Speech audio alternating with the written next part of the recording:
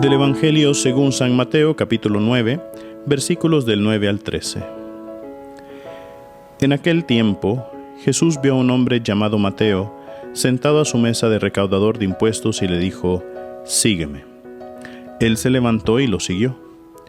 Después, cuando estaba a la mesa en casa de Mateo, muchos publicanos y pecadores se sentaron también a comer con Jesús y sus discípulos.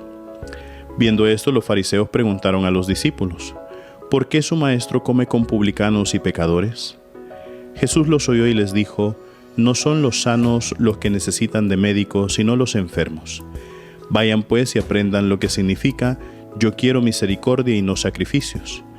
Y no he venido a llamar a los justos, sino a los pecadores. Palabra del Señor.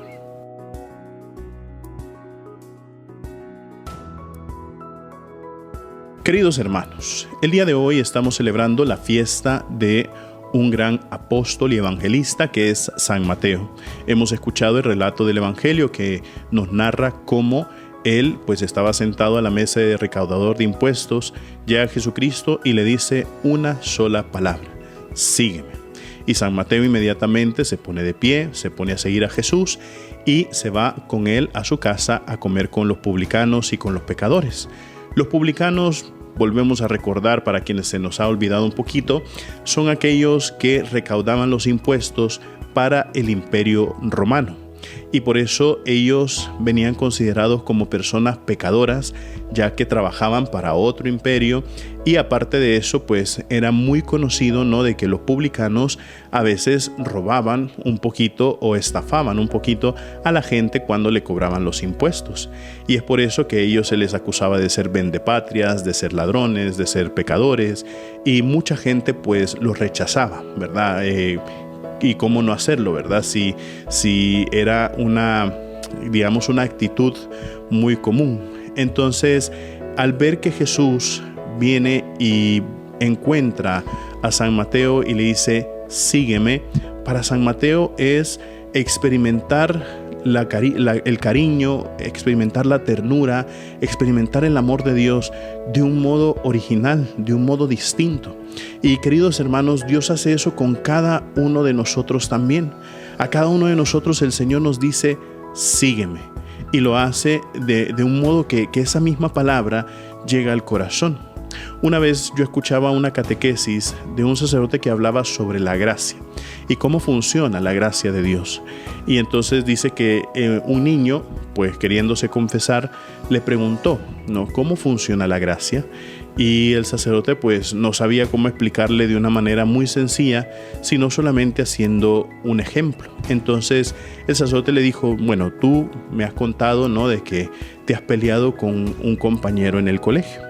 Sí, le decía el niño. Entonces ve al colegio el día de mañana y cuando veas a este compañero, sonríele. Y el pasado mañana vuelves a hacer lo mismo, le sonríes, y el día después de eso, pues vuelves a hacer lo mismo, le sonríes sin decir nada, ¿verdad? Y entonces, y el niño: ¿y eso de qué me va a servir? Y el sacerdote dijo: bueno, tú haz la prueba y todo, y ya después de un tiempo vienes y me cuentas cómo te fue. El niño pues se fue un poquito confundido, sin saber a lo que se refería el sacerdote, pero hizo lo que el sacerdote le dijo, ¿no? Al día siguiente le sonrió al niño con el que se había peleado, y el niño con el que se había peleado pues no le hizo caso, no le paró bolas, como decimos nosotros. De ahí al día siguiente volvió a hacer lo mismo, y al día siguiente volvió a hacer lo mismo, y al cabo de un mes el niño regresó donde estaba el sacerdote y le dijo: mire, quiero contarle la experiencia. Y dice: mire, los primeros días no pasó nada, pero como después del quinto día él me empezó a devolver la sonrisa. Y ya después de una semana después, no solo me devolvió la sonrisa, sino que me saludó, y poquito a poquito hemos empezado a hablar, a tal punto, ¿no?, de que ahora hasta nos hemos sentado juntos a la hora del almuerzo. Y entonces el sacerdote dice: ¿te das cuenta cómo funciona la gracia? La gracia funciona que con un solo gesto o con una sola cosa que viene por parte de Dios, entonces puede llegar a cambiar la actitud y la vida de la otra persona. Y es cierto, queridos hermanos, porque el niño no hizo eso porque al final él tomó la decisión, sino que se lo dijo. El sacerdote se lo dijo como una palabra que venía por parte de Dios y el niño actuó en esa palabra. Y es por eso que, claro, cuando San Mateo escucha esa palabra sígueme por parte de Jesús, San Mateo la recibe en el corazón y actúa en esa palabra. Por eso, queridos hermanos, también nosotros cuando recibimos esa misma palabra de Dios, tenemos que poner en práctica esa palabra para poder entender esa gracia, ese amor que Dios ha sembrado en nuestros corazones. Y recuerden, mis queridísimos hermanos, nosotros somos lo máximo para Cristo. Así sea.